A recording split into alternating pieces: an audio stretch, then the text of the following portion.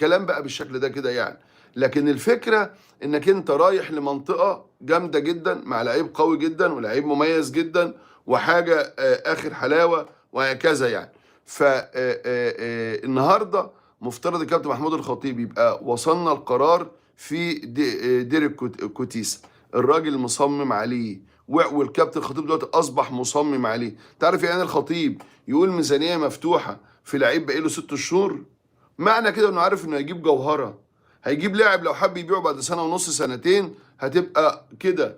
ده لاعب اجنبي لا تنطبق عليه اوضه اللبس، لا تنطبق عليه غرفه الملابس. مليون و500 الف دولار لا تنطبق. طب ما كان علي معلول بياخد مليون و700 الف دولار، مليون و500 وكان طالب مليون و700. ما فيهاش مشكله مساله الراتب.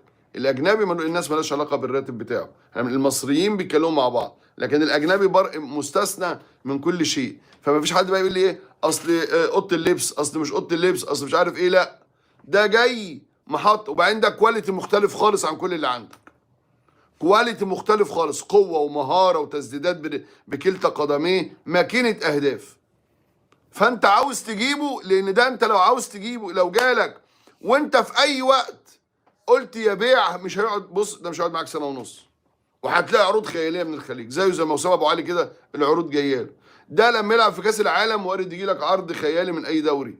فالكابتن محمود الخطيب بيحسه كلاعب كوره ان ده لا مكسب رهيب، وان ده اهلا وسهلا بيه، وان ده افتح له الميزانيه. هنوصل لايه؟ باقي له 6 شهور هتدفع فيهم 2 مليون دولار، كانه يا عم كان باقي في عقده سنتين. ايه القضيه يعني؟ طالما انك انت شايف انه صفقه قويه ومربحه على المستوى الفني وعلى مستوى التسويق بعد كده. فربنا سبحانه وتعالى يجيب الخير باذن الله تعالى، ويكرم في هذه الصفقه. ودينو لامبرتي معاه ميزانيه مفتوحه، وربنا يكرمه في انهاء هذه الصفقه القويه.